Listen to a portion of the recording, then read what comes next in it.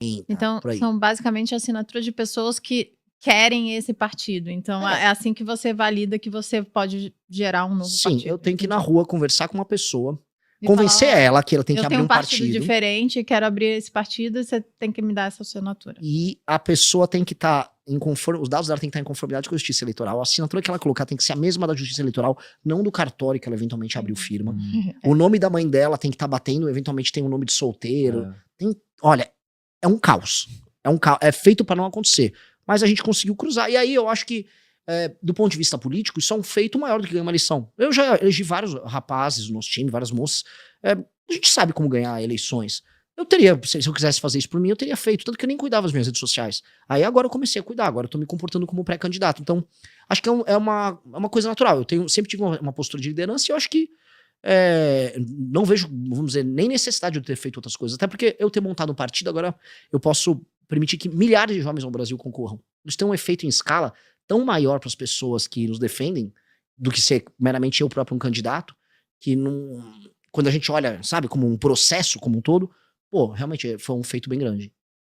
E vocês vão lançar candidatos a todos os postos políticos. Então vai ter gente concorrendo a governo de estado, deputados. Sim. A gente vai ter mais de 1000 candidatos para deputado federal e estadual. Teremos candidato, pelo menos em metade dos estados ao governo, teremos alguns candidatos ao Senado. Bacana, cara. Porque assim, o que a gente não fez nessa eleição é saiu assim, vem pra cá, sai pro nosso partido. Todo mundo tem que ler o nosso livro amarelo, que é o nosso livro de propósito, tem que andar com as nossas bandeiras. Não existe divisionismo interno, é um partido que não tem faccionalismo. Então, não existe, por exemplo, como acontece, vou dar um exemplo, no Novo. No Novo, os candidatos a deputado vão apoiar o Flávio, de maneira clara. Estavam ontem lá, ninguém foi com o Zema criticar o Flávio, né? Ficou todo mundo quieto. Porque o eleitor deles é bolsonarista. Então, eles fazem uma campanha para bolsonarista e não conseguem se tornar uma alternativa própria. No nosso partido, absolutamente ninguém pode ter uma postura diferente, senão você não é um partido. Isso é o básico de um partido político. Você tem um candidato, todo partido apoia o candidato do partido, né? Mas no Brasil isso não é regra. Não, não é. O Caiado. O Caiado é candidato pelo PSD, do Kassab. Se o Caiado pegar um avião, sair lá de Goiânia e pousar no Rio de Janeiro, ele vai encontrar o Eduardo Paes. Eduardo Paes é candidato a governador pelo PSD. O Eduardo Paes é palanque do Lula. Se ele pegar esse mesmo avião e voar lá pro Maranhão, vai pra São Luís, vai encontrar o Braide vai fazer campanha pro Lula. Onde o Caiado vai encontrar um governador ou um líder local que vai fazer campanha por ele? Não tem. Então, o PSD do Kassab é um partido? Não. O PSD do Kassab é um cartório para fazer negócio. Cada lugar se adapta, vamos dizer, ao esquema do lugar, às lideranças do lugar. E aí o seu partido não é um partido. Ele, classicamente, ele não se torna aquilo que, vamos dizer, a ciência política costuma chamar de partido. Se eu tento explicar um partido do Centrão, por exemplo, por um gringo, por um alemão. Não entende? Ele não entende. Como é que vai tomar partido de alguém? Eles não tomam partido unicamente de alguém. Eles assim, mas calma, mas eles não têm uma proposta? Não, não tem. Inclusive, em vários lugares eles estão com um contra. Eles falam, mas eles não são um partido? Eu falei, sim, não são um partido. Mas por que vocês permitem isso? Porque nós somos brasileiros, né? A gente é leniente com isso, a gente não tem cultura política, infelizmente. A gente é um país que é leniente com corrupção. A gente acha que isso é ser político. A imprensa, só pra vocês pegarem, aplaudiu e falou que foi uma jogada de mestre o Geraldo Alckmin ter virado lulista. O Geraldo Alckmin traiu um eleitor dele de 30 anos. 30 anos ele tinha um eleitor. Aí ele virou lulista. A imprensa, nossa, isso aqui é uma raposa. Cara, isso deveria ser recriminado. A imprensa tinha que estar atacando um comportamento vil. Mas não, porque no padrão brasileiro do que é política, isso é considerado uma manobra inteligente. Pragmatismo, né? Só que aí, o que acontece, né? De pragmatismo em pragmatismo, o país está piorando. E eu tô falando de maneira objetiva. Porque a gente sempre tem que colocar as coisas em termos comparativos. Vai ter que lidar com o cara. Você tem que lidar com o cara mesmo sabendo que ele tá desviando o dinheiro da saúde na cidade dele, que ele tá vendendo o voto dele pro governo dentro de uma determinada circunstância. É muito escroto. E assim, é cada vez mais escroto com quanto você vai entrando. E conforme você vai afundando nisso, você vai percebendo que a política, especialmente a brasileira, é uma das coisas mais, desculpa o termo, escrotas do mundo. Eu quis fazer esse mergulho, eu tornei minha pré-campanha uma espécie de uma terapia sobre o que é a política brasileira. Que eu quis fazer isso para as pessoas. Porque todo mundo fala assim, o problema do Brasil é o STF. A STF é um problema no Brasil desde 2012. Se a gente falar que o problema é o STF, a gente está olhando um recorte imediato de um problema que é consequência de algo maior. O STF é É consequência de um sistema político que necessariamente é corrupto e que precisa da Suprema Corte garantindo esses elementos. Tanto que os superpoderes do STF vêm, no fundo, de um acordão que foi proposto pelo Romero Jucá, que é lá de Roraima, naquele famoso áudio que vazou dele, que a gente precisa fazer um grande acordo com o Supremo e tudo. E ali estava dando a linha do que precisava ser feito com o Alexandre de Moraes, do inquérito, de destruir a Operação Lava Jato, e depois ele indo pra cima do Bolsonaro, ou seja, todo aquele desenho foi um desenho que esses caras montaram. Mas o que é a política brasileira? Quando eu comecei a rodar interior do Pernambuco, interior do Ceará, interior do Maranhão, eu comecei a olhar, cara, e eu comecei a mostrar para as pessoas, isto aqui não existe, isso aqui é uma fantasia. Milhares, estou falando milhares, bem no plural, de cidades que não têm a menor capacidade de sustentar, que vivem de dinheiro que é coletado de você, que tá aqui, você, dele, que tá ali atrás do monitor, das pessoas que estão assistindo. Esse dinheiro vai para lá, esse dinheiro é roubado quase sempre, as emendas que saem de Brasília e vão para os municípios são desviadas, a população vende o voto pro político corrupto, a população não exige nenhuma melhoria em termos de indicadores de saúde, segurança, educação, nada. E ela vai vendendo o voto dela, e esse jogo vai rodando, e esses caras, em última instância, são os caras que elegem os deputados do Centrão, que em Brasília vendem o voto, que estão em todos os esquemas de corrupção, que acabam colocando, vamos dizer, no TCU, nas famosas indicações que ninguém acaba vendo, Tribunal de Contas da União, os tribunais de contas estaduais, ministros do STF, seus representantes, e aí você percebe aquilo que eu falei no começo do programa, que nós somos administrados por pessoas do Amapá, de Roraima, do Maranhão, do Piauí, e isso não faz nenhum sentido. Vou dar um exemplo aqui, uma analogia. Não sei se estou falando demais, tá? Que essa analogia é bem cabível. Imagina a União Europeia. Na União Europeia, você tem países que estão em condição melhor, em condição pior. Mas quem manda, é a Alemanha e França. São as maiores potências econômicas, militares, onde há boa parte da criação, os empregos de qualidade. Beleza. E aí você tem os países menores, que eles têm que obedecer critérios, inclusive, para continuar recebendo dinheiro, como foi a Troika funcionando na Grécia, em Portugal, etc. Agora imagine se a União Europeia fosse de fato administrada por gregos, portugueses e irlandeses. Eu amo esses três países. Dito isso, não faz sentido. Sim. O Brasil é isso. Ele é uma federação em que São Paulo, Paraná, Minas são administrados pelo Alcolumbre do Amapá. Que o Ciro Nogueira, do Piauí, manda na gente. E qual o problema disso? Não tenho nada contra o Estado em si. Agora, é como você pegar a pessoa que tem o pior Estado, com os piores indicadores, com as piores práticas políticas e botar pra mandar nos outros lugares. E isto é o que isso, em última instância, é o que gera o STF com superpoder. É isso que, que gera os altos impostos que a gente paga, que gera corrupção, que gera a impossibilidade de você ter um país sério. Só que ninguém nunca teve coragem de botar o dedo nessa ferida. E eu falei, vou colocar, porque o verdadeiro sistema é esse. Ah, não, o sistema, sei lá, é o André Esteves sentou com o Alcolumbre. Não, o sistema é diferente. O sistema começa com um prefeito, uma cidade de 2 mil habitantes, cujo dinheiro, cujo orçamento vem 97% de repasses da União. O sistema começa ali. E ele vai avançando pros políticos, pros grandes deputados, pros grandes senadores, e aí esses caras fazem um esquema em Brasília. E esse é o problema que faz que o Brasil não dê certo. E como acabar com isso, cara? Porque o Giordano Bruno, ele tinha uma frase que era muito interessante. Ele falava que é muita ingenuidade pedir para aqueles que têm o poder para reformarem o poder. E aí digamos que você seja eleito, mas tem uma base forte no Congresso. E o STF também tá lá, né? Porque hoje em dia ele também... vocês legislaram isso? Não, não quero. Não vai ter. E esse é um esquema muito como um recorde mundial, né? Cara... E ele ficou... Lembra, você viu o vídeo dele? Ficou bravo que não passou. É um absurdo! Só os bancões não querem que o povo tenha uma garantia. Que é um malandro, cara. Agora você vai em Brasília falar do Ciro Nogueira? Cirinho, meu amigo. Todo mundo gosta dele. Molha a mão de todo mundo, provavelmente. Todo mundo. Alcolumbre hoje. Talvez o homem mais forte neste exato momento seja o Alcolumbre. Presidente do Senado. Cara, o que é um país governado pelo Alcolumbre, cara? Por que você disse que ele provavelmente é um dos nomes mais fortes? Por conta da questão dele, por exemplo, poder blindar o STF de problemas? Qual é a visão? Primeiro, ele é o... Se o STF tem superpoderes, ele é o cara que garante que o STF não tem encheção de saco para ter superpoderes.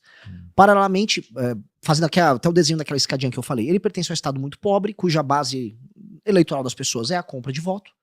Ele criou um aparato dentro desse estado, chega em Brasília com um eleitor que não cobra ele de nenhuma posição, aí ali dentro ele começa a construir um sistema de relações sociais em que ele se valida com os demais players, fazendo bons acordos e cumprindo os acordos. Esses acordos são republicanos? A maior parte das vezes não. mas ele cumpre. E aí ele ganha o que eles chamam ali dentro de palavra, ele é cumpridor.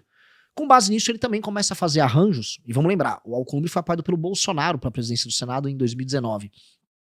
Ali, com o poder acumulado, ele começa a criar, vamos dizer, arranjos com o próprio STF e com o próprio Executivo, que deixam ele super poderoso. Ele também começa a fazer negócios, e ele começa a garantir que os negócios sejam cumpridos. Como ele tem fama de cumpridor, poder acumulado, eleitor que não cobra ele, portanto, chance de perder uma eleição impossível, ele pode entrar em todos os esquemas. Vamos ser sinceros, ele estava indicando, me corrijam aqui, ele sim, o Otto Lobo para CVM. Ele é junto com o Volcar, um dos caras que estava indicando o presidente da Comissão de Valores Imobiliários. Não é à toa que a Previdência do Amapá comprou títulos do Banco Master também. Então, ele é um cara que ele blinda, se protege, não tem um eleitor, uma imprensa na região dele que cobre ele, vira uma espécie de fiador das relações entre todo mundo ali, e, portanto, isso garante que ele tenha um poder desproporcionalmente mais alto do que qualquer um. Então, se ele fica bravo com o Lula, ele vai lá e derruba ali a indicação do Messias, puxa a briga pra ele, faz um acordo com o STF. Isso é muito poder. Muito, muito poder. E isso, cara, tem alguém que tá sofrendo com isso, que é basicamente o país como um todo. É um cara que não tem agenda de Brasil nenhuma, é um cara que não tem preocupação com nada, ele só precisa manter o jogo rolando. Mas você não pode entrar em default, entendeu? Você não pode quebrar. De resto, vai levando, vai que vai. Já aproveitando esse ponto de agenda de Brasil, cara, qual é a sua ideia de Brasil, assim, realmente? Qual o projeto do Partido Missão para o nosso país? Eu sempre falo assim, a gente tem que olhar o Brasil que a gente quer daqui pelo menos 30 anos, porque a gente também não tem muito tempo para ter esse Brasil que a gente quer, e aí você ir fazendo a lição de casa de trás para frente, né? O Brasil precisa ser uma das 5 maiores nações do mundo nos próximos 30 anos, porque se ele não o for, ele vai ficar à mercê de um conflito global. Eu tô falando agora de uma nova guerra fria entre China e Estados Unidos, em que o Brasil tá muito fraco para lidar. O Brasil tem muito recurso natural. O sul global virou agora protagonista. A população do mundo tá no sul global. Boa parte da economia foi pro sul global. E o Brasil com terra gigantesca, terra agricultável, com sol, com energias renováveis e não renováveis muito abundantes, com população, mercado consumidor, proximidade dos Estados Unidos. O Brasil ele se torna um ativo para algum dos blocos. E o Brasil não nasceu para ser ativo americano ou ativo chinês. O Brasil nasceu para ser o Brasil. Ele tem que ser uma força por si só. Portanto, esse Brasil que a gente está falando tem que ser uma das potências, tem que estar militarizado, tem que estar forte, tem que ter controle. O Ceará do PT quer fazer isso? O governador lá da Bahia quer fazer isso? Eles não querem nada. Eu estive lá no Ceará, o Comando Vermelho não é que ele tá ganhando grandes batalhas, ele tá ganhando por WO. E não é que a polícia não quer fazer, é que o governador não mobiliza a polícia pra pegar o Comando Vermelho. Tem uma preguiça ou uma leniência, um acordo, eu não sei exatamente a razão, tem que tomar cuidado que ele ganha sempre na justiça contra mim, mas factualmente o Comando Vermelho cresceu muito no Ceará. Então, talvez, mesmo com essa legislação, o governador se ausente. E aí tem que entrar a postura do presidente da República. Que é, e eu estou avisando, todos os locais tomados pelo crime organizado, nós temos que colocar eles em estado de defesa. Isso não é uma opinião minha, não estou tirando a palavra da cabeça. Isso é previsto na Constituição. E, por exemplo, membros do BOP, policiais do BOP, vários já falam sobre isso. Olha, para você conseguir entrar na casa de uma pessoa em que o bandido se esconde numa favela, você precisa de um mandato, mesmo com a GLO. E precisa fazer isso sem um mandado. Com o estado de defesa você pode. Então você coloca só aquela região, só aquele bairro, aquela favela ou aquela cidade no estado de defesa. E aí você vai com as forças de polícia no estado, forças federais se necessário, e pega todo mundo que me casa e destrói, porque a gente tem que fazer uma limpa. É uma limpa geral mesmo, é prender e quem resistir, passar fogo, não tem muito o que fazer não. E matar quem precisa matar ali e acabou. Você elimina aqueles espaços, reconquista territorialmente aquilo, passa paralelamente uma nova legislação penal, aí não para os de exceção, para os inimigos, mas para a população em geral. Por exemplo, se eu roubei um celular, mas não sou um faccionado, o Kim já conseguiu passar um aumento de pena, mas tem que aumentar mais. Um crime à mão armada não pode ter progressão de pena, e um cara que te assaltou no meio da rua com uma arma, ele tem que pegar 20 anos de cana, sem progressão. Imagina, as pessoas não dão valor do que um assalto à mão armada, aquela pessoa pode te matar. Você tá, naquele instante, com, vamos dizer, uma chave, morrer ou não morrer. Por causa do celular, às vezes. Por causa do celular. Óbvio que a pena contra esse cara tem que ser altíssima. E a gente não considera. Outros países no mundo olham a legislação e falam, mas que loucura. Pô, quer dizer, um assalto à mão armada, boa parte dos casos o policial leva ele pra uma delegacia. Se ele não matou a pessoa, o cara vai solto. Menor de idade vai solto, volta a roubar no mesmo dia. Óbvio que isso tem que alterar. Aí a gente começa a mudar o que a gente chama de sistema de incentivo do crime.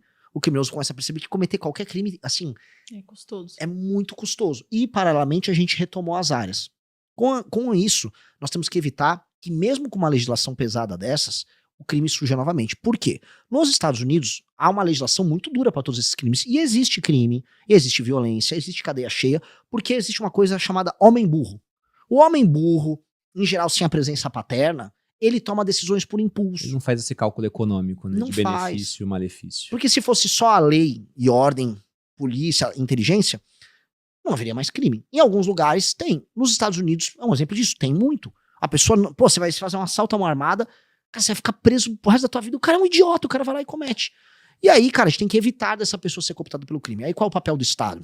Aí é o que a gente chama de desfavelização. A gente tem que investir em infraestrutura, levar a escola, fazer o acompanhamento com o menino que vai entrar no crime. A gente sabe, tem literatura abundante sobre como é a cabeça do jovem que entra pro crime.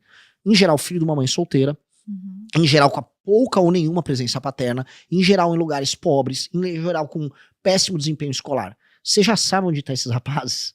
Você consegue dar um acompanhamento psicológico, você consegue puxar ele pra si antes que o crime leve ele.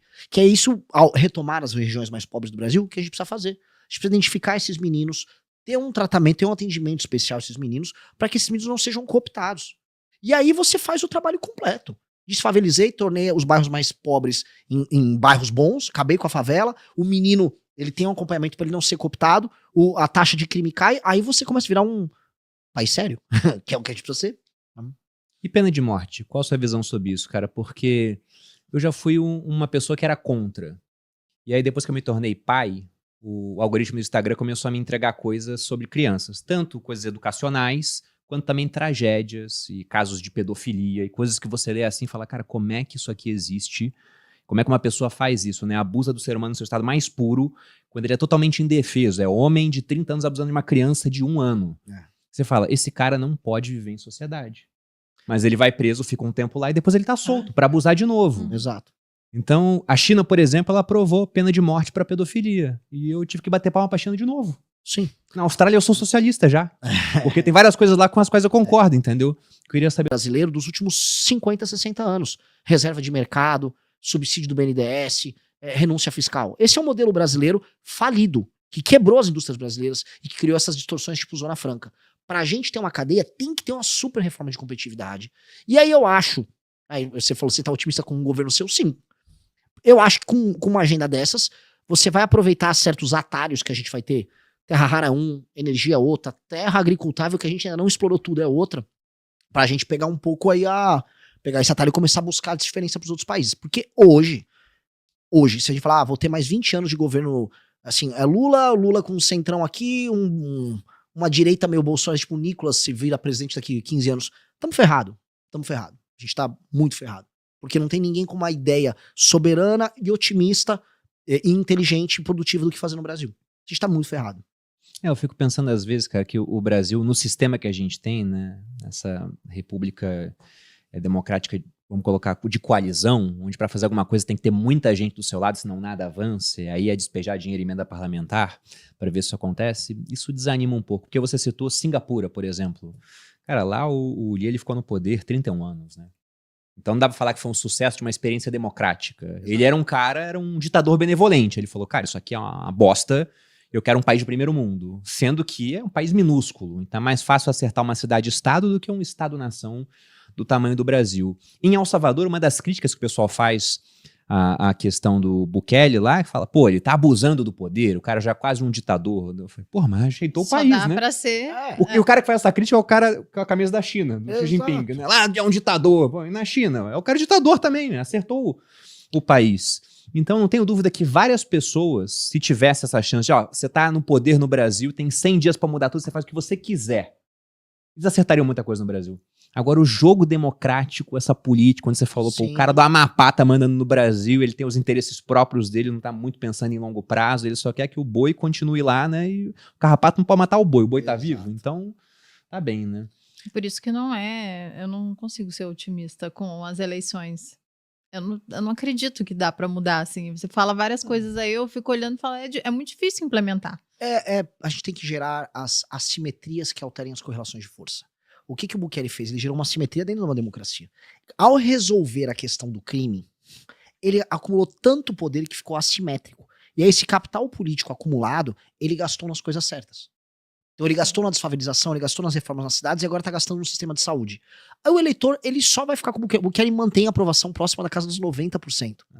E aí a gente vai... Na época de rede social, isso é bizarro, né? Bizarro. Porque o Lula já teve 80, mas, cara, era outro Brasil. Ninguém sabia de nada. Bizarro. Eu acho o seguinte, lógico que você tá me colocando o grande desafio de todo mundo no Ocidente, porque o único lugar que se preocupa com democracia é o Ocidente, sejamos honestos.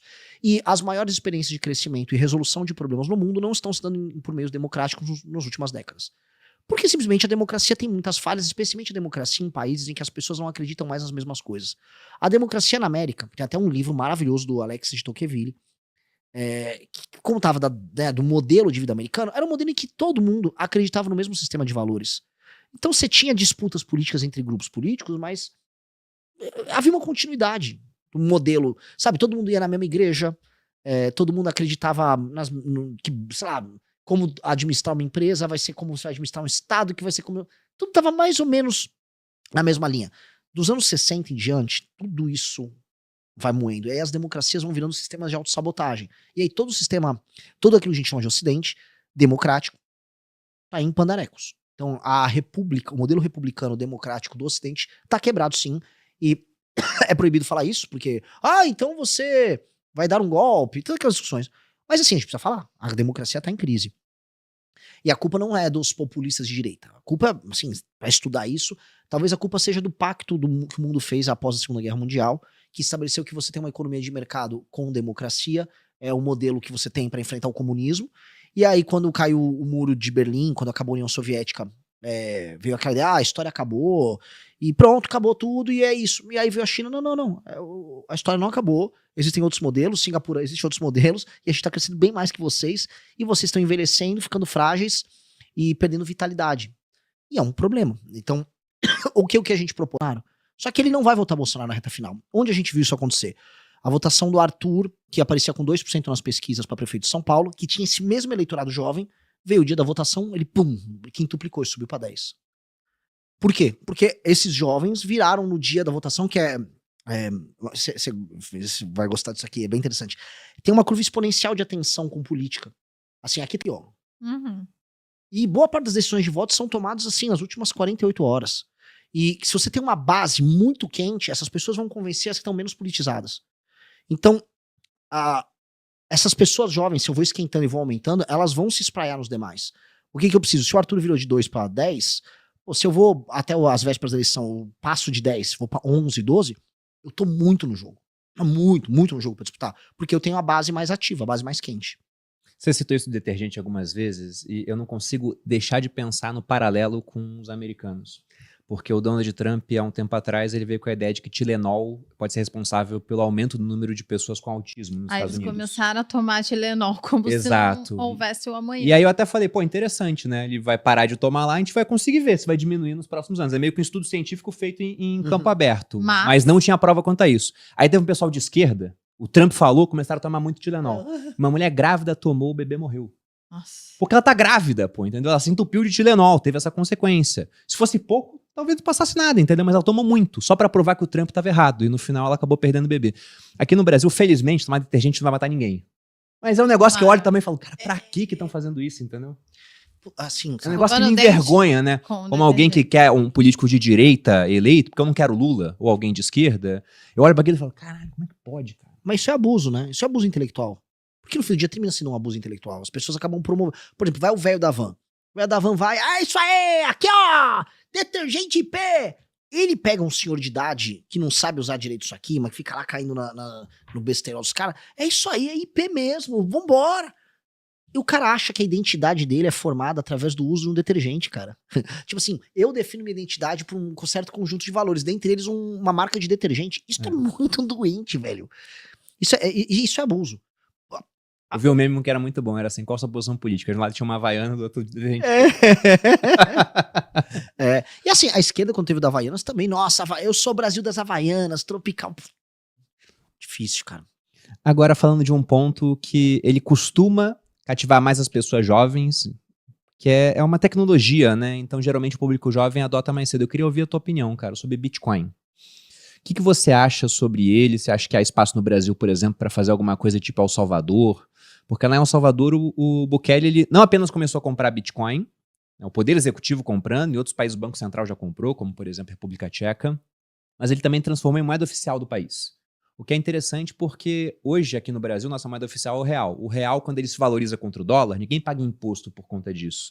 Agora, quando o Bitcoin se valoriza contra o real ou contra o dólar, se eu for vender, eu pago imposto. Qual seria a tua ideia para o Bitcoin? Você acha que é uma pauta que tem que estar presente nas eleições ou não? E até pensando do ponto de vista de captura de votos, porque nos Estados Unidos eu vi uma pesquisa da Paradigm mostrando que entre eleitores que não tinham criptomoedas, os no-coiners, não tinha muita diferença do Trump para Kamala Harris. Agora, quando você é para o pessoal que tinha criptomoedas, o Trump abriu coisa de, se não me engano, foram 14 pontos de vantagem. Então pode ser que lá a eleição tenha sido, não digo decidida, mas ficado mais favorável para o Trump por conta da postura dele em relação ao Bitcoin. Eu acho que sim, e a gente tá falando, porque isso vai deixar a gente com um conforto do ponto de vista fiscal e até de entrada de dólares, pra gente poder entrar aí quando eu tomo posse na segunda parte, que é mexer nas leis penais, mexer nas leis de execução penal, colocar certos lugares em estado de defesa e começar a destruir o crime organizado. E você gastar os 4, 5, 6 primeiros meses do ano destruindo o crime organizado e baixando muito a percepção do eleitor e do brasileiro de segurança. A pessoa fala, cara, eu consigo andar no meio da rua com o celular. Se eu conseguir fazer, nos 6 primeiros meses, a pessoa entender que ela vai andar na rua com o celular e que a capacidade pagadora dela, até por conta de uma queda de juros, que eu acho que surpreenderia a gente a velocidade da queda de juros. Se você cai do 14 para 11, do 11 para 10, e como isso teria um impacto econômico, sem deixar virar inflação, claro, eu acho que você chega num ponto ótimo nos 6 primeiros meses, que vira um capital político através da aprovação colossal. E aí onde eu gastaria todo o meu capital político, comentei com você ao longo do podcast, nessa reforma administrativa do Estado brasileiro, que eu chamo de lei de responsabilidade gerencial, que aí a gente altera o Brasil pro futuro, longo prazo. Aí estamos falando de eu ter deixado um legado que, se eu perder a eleição, se eu só fazer besteira, se eu mandar o galera tomar detergente, se eu ficar taxando blusinha o resto do mandato inteiro, o legado vai ser tão bom, tão bom, tão bom, que provavelmente eu seria o maior presidente da história do Brasil, fazendo essas 3 coisas. Então essas 3 coisas precisam ser feitas. Lógico que tem reformas microeconômicas de competitividade para fazer, que eu não coloco como as grandes reformas, mas essas 3 coisas, uma super reforma fiscal focada na despesa, uma retomada do território brasileiro que está na mão do crime e a geração de segurança em todos os lugares, ou seja, seu celular está livre. E 3, a lei de responsabilidade gerencial, eu tranquilamente teria sido o maior presidente da história do Brasil. Só com essas 3 coisas. Então eu preciso fazer isso no primeiro ano. Muito Perfeito. bom. Da minha parte era isso. Sim. Renan, cara, foi um prazer recebê-lo aqui. E para quem está acompanhando, acho muito difícil que o pessoal não te conheça, né, tendo em vista, principalmente agora a corrida eleitoral, os nomes já estão lá nas pesquisas sempre, mas para quem quer conhecer mais sobre você, o Partido Missão, quais são os links, redes, você falou do Livro Amarelo, onde é que o pessoal encontra isso? Fique à vontade para falar. Livro Amarelo é o livro de propostas, livroamarelo.com. Hoje você compra os estudos do Livro Amarelo, mas a gente vai lançar o livro já pra campanha, que vai ser aí, assim, o pacote com as propostas todas muito bem explicadas. Se a pessoa assina o Valete Plus, que é basicamente o nosso aplicativo, que é uma rede social interna para discussão de ideias, ali você vai encontrar uma galera sensacional para você produzir conteúdo. E me conhecer especificamente, Renan Santos MBL em todas as redes sociais. Renan Santos MBL no Instagram, no TikTok, no X, no YouTube. No YouTube, conteúdos mais aprofundados. No Instagram, um monte de conteúdo diariamente. E no X, as besteiras que eu mesmo escrevo, não tem assessoria, é eu mesmo que posto lá. Muito obrigado, Renan, por ter vindo aqui. Muita gente, inclusive nos episódios anteriores, eu falei que eu não te conhecia. E aí fui crucificada. E eu acho que é interessante as pessoas entenderem que existe um mundo para além do chat, né? Sim. Então, eu acho que é esse mundo que você precisa, inclusive, conquistar e chegar. Eu estava quieta aqui ouvindo, lendo os comentários, e eu acho que é muito pertinente que a gente tenha uma alternativa e que essa alternativa chegue nas pessoas. Então, o pessoal aí acompanhar para poder conhecer. Muito obrigado por estar aqui e vocês estarem aqui com a gente. A gente tem sempre, toda quinta-feira, um episódio novo no podcast para agregar de alguma forma a vida de vocês, e também vocês podem me encontrar no @maluperini no Instagram. Se o brasileiro fosse intolerante com corrupção, cara, não tinha como os 2 primeiros estarem sendo os 2 primeiros, né? Exatamente. Ou você tem o Banco Aldo, Master, cara, né? você tem